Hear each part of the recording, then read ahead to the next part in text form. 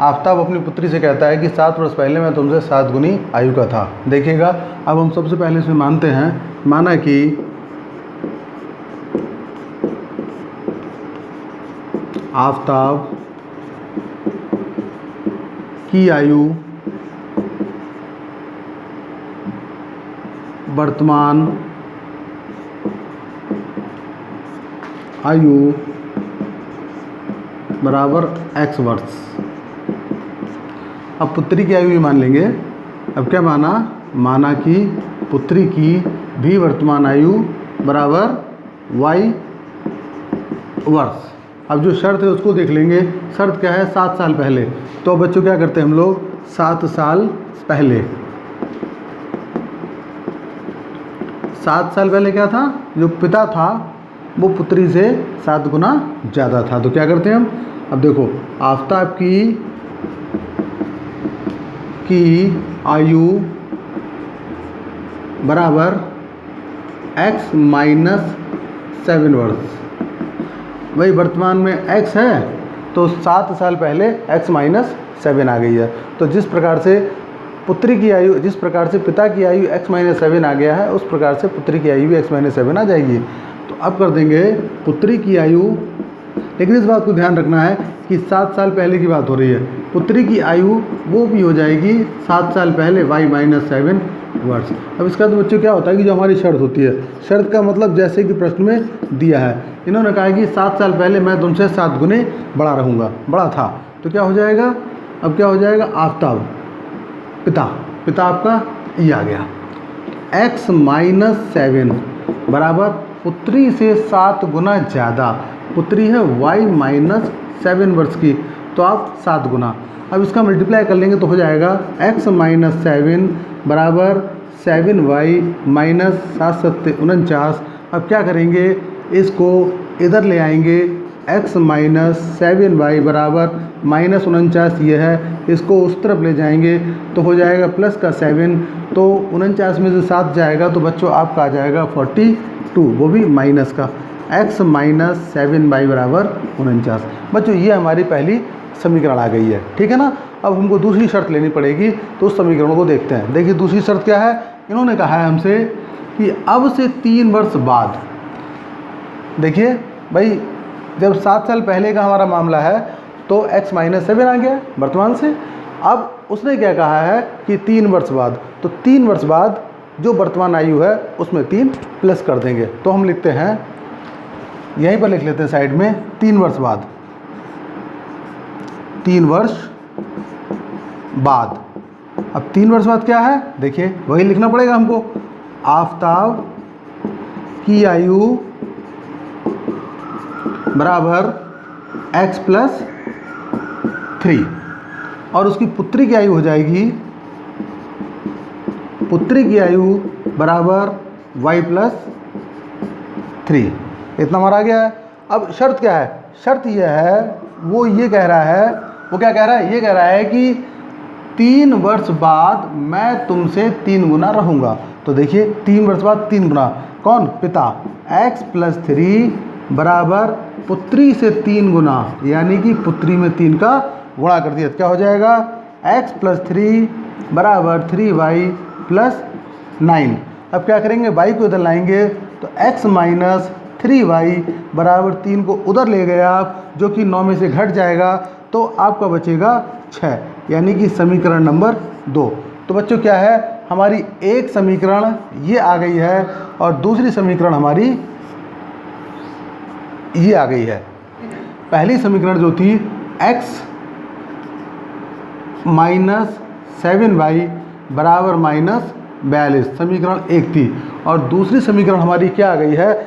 आप देखिएगा, दूसरी समीकरण हमारी है x माइनस 3y बराबर 6, x माइनस 3y बराबर 6, ये समीकरण हमारी दूसरी है। अब हमको क्या करना होगा कि अब आपको ग्राफी विधि से अगर इसके मान निकालने हैं, तो इन्होंने क्या कहा है? सवाल में ये कहा है कि ग्राफी विधि पर दिखाना है, मान नहीं निकालना है, सिर्फ ग्राफी विधि पर दिखाना है, लेकिन मान निकालना है गणितीय विधि के माध्यम से। तो हमको ग्राफी विधि के माध्यम से ग्राफ पर दिखाना है। तो क्या करेंगे हम लोग? देखिए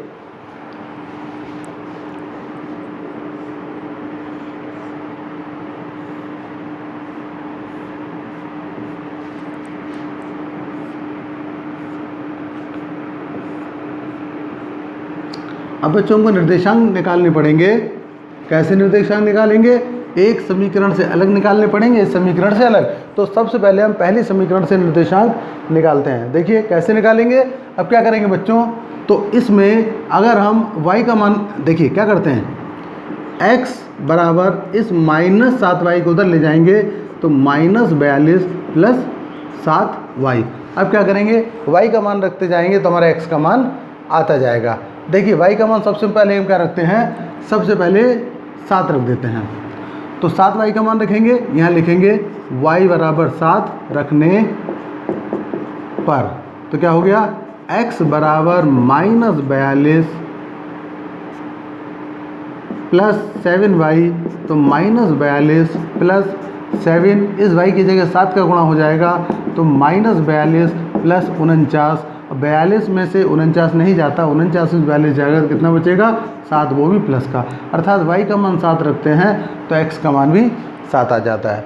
अब बच्चों हम क्या करते हैं, अब हमको क्या करना है, अगर हम y का मान इसमें 5 रख दें, अगर y का मान 5 रखते हैं तो हमारा क्या आ जाएगा, देखिए वही समीकरण में उतारा, क्या हो जाएगा, x बराबर ये -42 वैसे का वैसा है प्लस 7, y का मान 5, तो -42 प्लस 7 पंजे 35।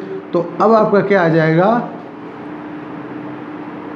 42 में से 35 जाएगा तो माइनस का 7, अगर 5 रखेंगे तो माइनस का 7 आ जाएगा, ठीक है ना। और अगर हम 0 रखेंगे तो क्या आ जाएगा, अगर हम y का मान 0 रखते हैं, देखिए y बराबर 0 रखने पर तो हमारी समीकरण x बराबर -42 वैसी का वैसा है प्लस हमारा 7y की जगह 0, तो क्या आ जाएगा, -42 और कुछ नहीं, ये तो हमारा 0 हो गया, तो x बराबर -42।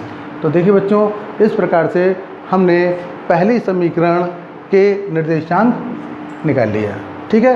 निर्देशांक क्या हो जाएंगे, देखिए निर्देशांक हमारे हो जाएंगे पहली समीकरण से 7, 7 -7, 5 -42 और 0। इस प्रकार से हमारी पहली समीकरण के अनुसार निर्देशांक निकल आए। अब क्या करेंगे, हम दूसरी समीकरण के अनुसार निर्देशांक निकालेंगे। तो इसमें भी हमको यही करना पड़ेगा। देखिएगा x बराबर करेंगे तो 6 हमारा ऐसे ही है, -3y जाकर के उधर हो जाएगा प्लस का 3y। अब क्या करेंगे, y का मान हम रखेंगे, y का मान अगर हम इसमें 1 रखते हैं तो हमारा क्या आता है, y का मान 1। देखिए y बराबर 1 रखने पर तो x बराबर आ जाएगा 6 प्लस 3 × 1 अर्थात 6, और ये 3, 6 और 3 9।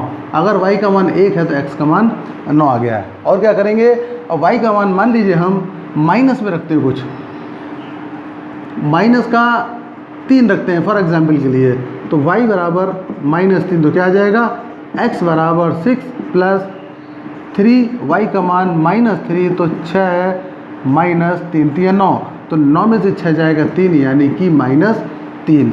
तो अब ये हमारा -3 आ गया है। देखिएगा y का मान -3 रखेंगे तो x का मान ही -3 आ जाएगा। अगर y का मान 0 रखते हैं, मान लीजिए y बराबर 0, यहाँ पर 0 रखते हैं तो क्या आ जाएगा, x बराबर 6 प्लस 3 का 3, y का मान 0, यानी कि ये आपका 0 हो गया है, हमारा 6 आ जाएगा। तो ये हमारा 6 आ गया। तो देखिए बच्चों, हमारे निर्देशांक क्या आ जाएंगे, निर्देशांक हमारे आ जाएंगे इस समीकरण के 9, 1, -3, 6 और 0। देखिए बच्चों, अब हमारे दोनों समीकरणों को निर्देशांक आ चुके हैं। अब क्या करना है, हमको दोनों को ग्राफ पेपर पर बताना है कि किस प्रकार से ग्राफ पर इनको प्रदर्शित किया जा सकता है। देखिए बच्चों, हमको ग्राफ पर इन बिंदुओं को कैसे निरूपित करना है, तो ग्राफ पर निरूपित कैसे करेंगे, देखिएगा सबसे पहले हम क्या करेंगे, इसको x अक्ष और y अक्ष हमको खींचना पड़ेगा। तो क्या करेंगे, ये x अक्ष, ये x डैश, और ये y डैश। अब देखिए बच्चों, हम क्या करते हैं, अब चूंकि क्या है कि हम देखते हैं ये बड़ा वाला बिंदु है, तो 42 का मतलब -42, तो काफ़ी दूर तक हमारे बिंदु चले जाएंगे। तो हमको क्या करना है, देखिए x पर हमको ये मूल बिंदु है, इसको 10, 20, 30, 40, 50, और देखिए x अक्ष के दाईं ओर प्लस में होता है और x अक्ष के ओर बाईं ओर, x अक्ष में अगर दाईं ओर करेंगे, बाईं ओर करेंगे तो क्या होगा कि मान हमारे माइनस में होंगे। तो -10, -20, -30, -40 और -50। अब बच्चों क्या करेंगे हम लोग, y अक्ष में हम 1 2 3 4 5 मान लेते हैं, या फिर हम ऐसा करते हैं 2 4 6 8 10 मानते हैं। तो 2 4 6 8 10, यहाँ भी ऐसे करते हैं 2 4 6 8 10, ये हमारे माइनस में हो जाएंगे। y अक्ष में भी ऊपर की ओर प्लस में होता है मान, नीचे की ओर माइनस में होता है। देखिए अब जो हमारे बिंदु है उनको हम कैसे इसके ऊपर निरूपित करते हैं। देखिए बच्चों 7 और 7, तो यहाँ पर हमारा x अक्ष पर 7 आ गया है, तो यहाँ पर 10 होगा, तो यहाँ कहीं हमारा बीच में 5 है, तो यहाँ कहीं 7 होगा।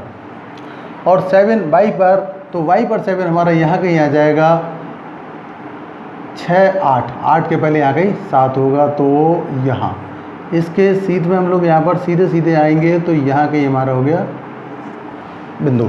ठीक है, अब इसके बाद में हम लोग क्या करेंगे, -7 और 5, -7 x अक्ष में आना चाहिए, तो बाईं ओर, तो बाईं ओर हमारा -7 कैसे आएगा, तो 10 से पहले हमारा 7 ही आ गया है। अब हमको क्या करना है, इसमें 5, y अक्ष में 5 बिंदु पर जाना है, तो 5 यहाँ पर आ गया, तो यहाँ से इस जगह हमारा ये बिंदु 5 आ गया। अब देखिए थर्ड बिंदु हमारा क्या है, -42 और 0, तो क्या करेंगे, -42 किस पर है, x अक्ष पर है, तो क्या करेंगे -42 मतलब 40 ही आ गया है, तो 42 हमारा इधर कहीं आएगा, और बाकी हमारा बिंदु 0 है, तो यहाँ पर हमारा हो गया। ठीक है, अब क्या करेंगे, इसको हम मिला देंगे, इस बिंदु को हमने मिला दिया इससे, इस बिंदु को मिला दिया हमने इससे। अब देखिए बच्चों क्या हुआ, ये हमने ग्राफ पेपर पर रेखा को निरूपित कर दिया है। ठीक है, अब क्या करेंगे हम, अब दूसरी जो रेखा है उसको भी ग्राफ पेपर पर हमको निरूपित करना है, तो कैसे निरूपित करेंगे, हम यहाँ पर x अक्ष बनाएंगे और यहाँ पर y अक्ष। अब ये क्या करेंगे हम लोग, यहाँ पर ये हमारा मूल बिंदु आ गया है, यहाँ पर 1 2 3 4 5, यहाँ भी 1 2 3 4 5, इसको हम 2 मान लेते हैं, 2 4 6 8 और 10, यहाँ माइनस का 2 माइनस का 4 माइनस का 6 माइनस का 8 माइनस का 10, और यहाँ पर हम 1 2 3 4 5, 1 2 3 4 5, 1 2 3 4 5, 1 2 3 4 5, परंतु ये निशान हमारे, ये चिन्ह माइनस में आएंगे। अब देखिए हम लोग क्या करते हैं, अब इन्होंने कहा है 9 और 1, 9 कहाँ पर निरूपित करेंगे, देखिए 9 हमारे यहाँ पर आ गया है, 1 कहाँ पर आएगा, y अक्ष पर है, तो 1 हमारा ये आ गया, तो पहला बिंदु ये हो गया। दूसरा कर रहे हैं 6 और 0, तो 6 हमारा कहाँ पर है, x अक्ष पर 6 ये आ गया है, और 0 हमारा y0 मतलब यहाँ पर, x अक्ष पर -3, तो -3 x अक्ष पर यहाँ पर आ जाएगा, और y अक्ष पर -3 ये आ जाएगा, तो इसके सामने ये बिंदु हमारा आ गया ये। अब क्या करें बच्चों, इनको हम मिला देंगे, ये हमारी रेखा ग्राफ पेपर पर निरूपित हो गई है। मुझे लगता है कि इससे आसान कोई सवाल नहीं होता है, तो आपको ये सवाल समझ में आ गया है। अब देखिए बच्चों क्या है कि इन्होंने हमसे ये भी कहा था कि गणितीय विधि के आधार पर आपको मान ज्ञात करना है, तो गणितीय विधि के आधार पर हम मान कर लेते हैं, लेकिन हमको सबसे पहले मालूम होना चाहिए कि समीकरण हमारी क्या थी। तो बच्चों समीकरण हमारी क्या थी, आप जानते हैं गणितीय विधि, इससे आपको हल करना है। तो समीकरण हमारी क्या थी, x - 3y बराबर -42, समीकरण 1 थी। दूसरी समीकरण हमारी क्या थी,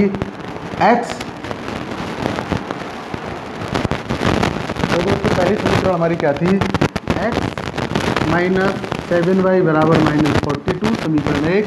दूसरी समीकरण थी x - 3y बराबर 6, समीकरण 2 थी।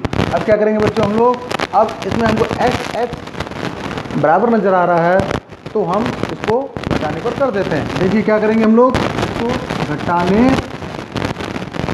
पर माइनस प्लस माइनस एक्स हमारा कैंसिल हो गया है, 7 में से 3 जाएगा, माइनस का 4y बराबर 42 भी माइनस का है, 6 भी माइनस का है, तो क्या हो जाएगा हमारा, हो जाएगा -48, माइनस से माइनस कट गया, 4 का भाग 48 में देंगे तो हमारा 12 आ जाएगा, y बराबर हमारा 12 आ गया। अब देखिए बच्चों, हमारा जो y का मान 12 आ गया है, इसको हम समीकरण 1 में रख देंगे तो हमारा x का मान भी आ जाएगा। यहाँ पर लिख देते हैं y बराबर 12 समीकरण 1 में रखने पर। अब बच्चों हमारी समीकरण 1 क्या है, समीकरण 1 हमारी ये रख देते हैं। समीकरण 1 हमारी x माइनस 7y बराबर -42, तो x माइनस 7, y का मान हमारा क्या आ गया है, y का मान 12 आ गया है बराबर -42। अब क्या करेंगे, x बराबर -42 ऐसा है, इसका मल्टीप्लाई इसमें करेंगे, 12 सत्ते 84, यहाँ माइनस का है, वहाँ जाकर के प्लस का 84 हो जाएगा, और जब हम 84 में से 42 घटाएंगे तो हो जाएगा प्लस का 42।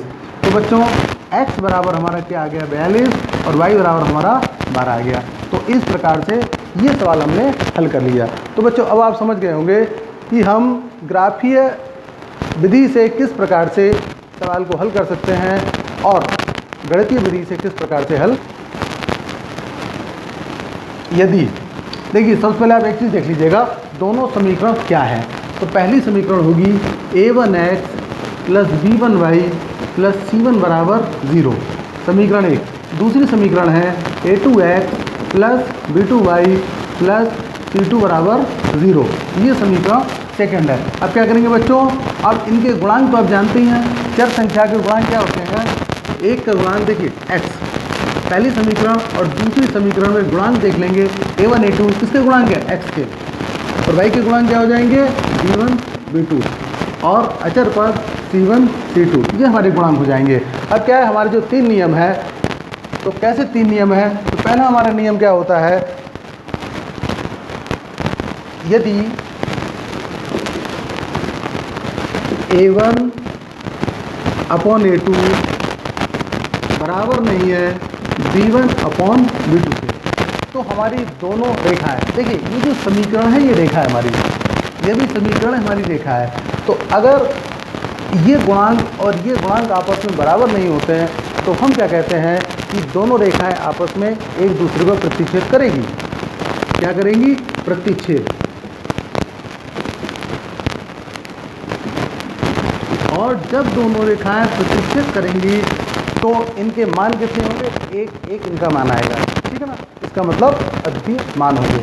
यहाँ पर हम लिखते हैं अद्वितीय मान, अद्वितीय मान, इनके मान अद्वितीय प्राप्त होंगे। सेकेंड कंडीशन हमारी क्या है, यदि a1 अपॉन a2 बराबर b1 अपॉन b2 बराबर c1 बटे c2 है, तो फिर क्या होगा, इसमें आपका हो जाएगा रेखाएं संपाती होंगी, रेखाएं क्या होंगी, संपाती होंगी। अब बच्चों आप संपाती का मतलब जानते हैं, संपाती क्या होती है, संपाती मतलब एक रेखा के ऊपर दूसरी रेखा, जैसे एक रेखा हमारी ये है, इसी के ऊपर दूसरी रेखा, इसका मतलब संपाती हो गई है। अगर संपाती हो गई है तो इसके मान क्या होंगे,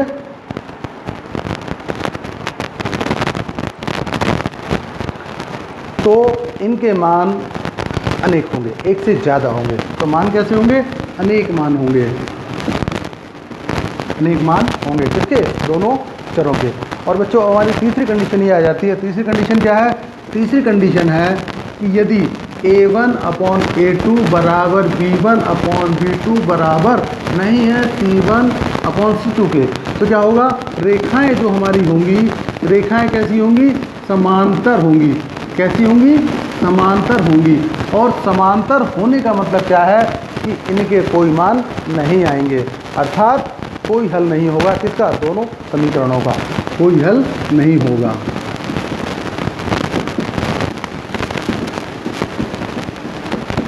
देखिए बच्चों 3 कंडीशन हमारे पास थी और तीनों कंडीशन मैंने आपको बता दी है। अब क्या होगा कि अब मैं आपको कुछ सवाल दूंगा, तो अब आप उसको बिना हल किए आपको बताना होगा कि ये रेखाएं किस प्रकार की, अर्थात इन रेखाओं की प्रकृति किस प्रकार की है। ये रेखाएं समांतर है अथवा नहीं है। दूसरा, ये रेखाएं संपाती हैं अथवा नहीं है। तीसरा, ये रेखाएं प्रतिच्छेद करती हैं अथवा नहीं करती हैं। ठीक है बच्चों, तो मैंने आपको बताया अगर प्रतिच्छेद करती होंगी तो उनका एक एक मान प्राप्त होगा, और अगर संपाती होंगी तो x और y के अनेक मान प्राप्त होंगे, और अगर दोनों रेखाएं समांतर होंगी तो इनके कोई भी हल नहीं होंगे, अर्थात कोई भी मान नहीं आएंगे। ठीक है बच्चों,